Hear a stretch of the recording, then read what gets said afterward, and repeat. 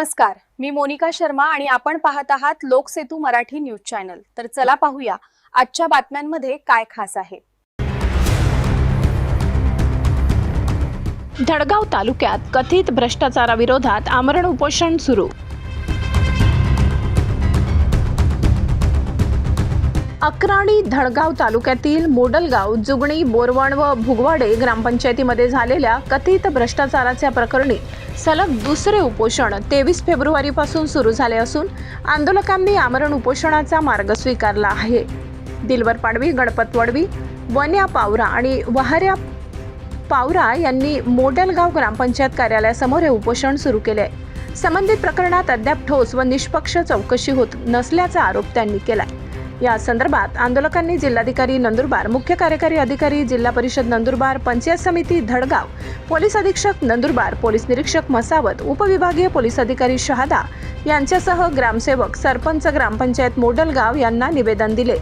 निवेदनानुसार 2020 ते 25 या कालावधीत ग्रामपंचायतीत मोठ्या प्रमाणावर आर्थिक गैरव्यवहार झाल्याचा संशय व्यक्त करण्यात आलाय। याबाबत जिल्हा परिषद, पंचायत समिती, ग्रामपंचायत विभाग, मंत्रालय स्तरावर अनेकदा तक्रारी करूनही अद्याप ठोस कारवाई झालेली नसल्याचा आरोप आहे। तसेच वरिष्ठांकडून चौकशीचे आदेश असूनही स्थानिक स्तरावर दिशाभूल करणारे अहवाल सादर करून प्रकरण दडपण्याचा प्रयत्न होत असल्याचे आंदोलकांचे म्हणणे आहे। जोपर्यंत निष्पक्ष व सखोल चौकशी होत नाही तोपर्यंत उपोषण मागे घेतले जाणार नसल्याचे आंदोलकांनी स्पष्ट केले। त्यांनी चौकशीसाठी 2 स्वतंत्र समित्या स्थापन करण्याची मागणी केली आहे। पहिल्या समितीमार्फत 2020 ते 25 दरम्यान मिळालेल्या निधीचा, विशेषतः 14व्या व 15व्या वित्त आयोगाच्या निधीचा वापर तपासावा, तर दुसऱ्या समितीमार्फत प्रत्यक्ष कामाची पाहणी करून गुणवत्ता तपासावी अशी मागणी आहे। दरम्यान वेळेत योग्य चौकशी न झाल्यास उपोषण तीव्र करण्याचा इशारा आंदोलकांनी दिलाय। या आंदोलनामुळे तालुक्यातील प्रशासनाचे लक्ष वेधले गेले असून पुढील कारवाईकडे सर्वांचे लक्ष लागले आहे। अक्राणी तालुक्यातील मोडलगाव या ग्रामपंचायतीच्या ठिकाणी आम्ही 23 फेब्रुवारी 2026 पासून उपोषण करीत आहात।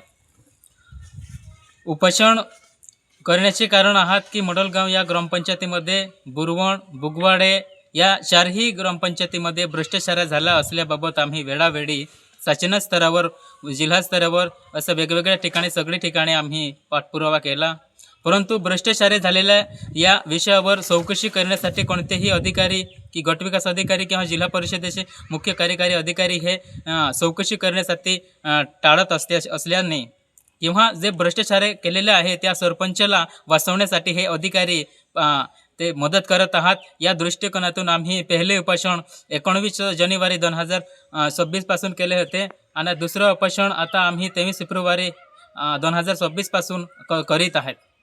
परंतु आज दुसरा दिवस असून सुद्धा कोणतेही अधिकारी इथे चर्चेला आलेले नाही किंवा कोणत्याही ठोस कारवाई करण्यास ते तयार नाही, कारण त्यांना सरपंचाला वाचवायचे आहेत। कारण ते जे ग्रामसेवक आणि सरपंच ज्यांनी भ्रष्टाचार केलेला आहे त्यांना ते 100% पाठीशी घालत आहात आणि म्हणून आम्ही आज जो उपोषण करण्याचा निर्णय घेतलेला आहे की जरी ते तुम्ही कितीही वाचवायचा प्रयत्न केला तरी आम्ही कडक तीव्र स्वरूपाचे उपोषण करून आम्ही आमची मागणी पूर्ण करणार आहोत। आमची उपोषणाची मागणी आहात की ज्या 4ही ग्रामपंचायतीमध्ये जेवढे कामे झालेले आहेत त्यांची माहिती गोळा करून एक समिती तयार करायची, 2 प्रकारची समिती तयार करून एक गुणवत्ता चेक करतील असे 2 प्रकारची समिती आहे। जोपर्यंत आम्हाला या 2 प्रकारची समिती तयार करून पूर्ण सकल चौकशी होत नाही तोपर्यंत आमचे उपोषण मागे घेतले जाणार नाही।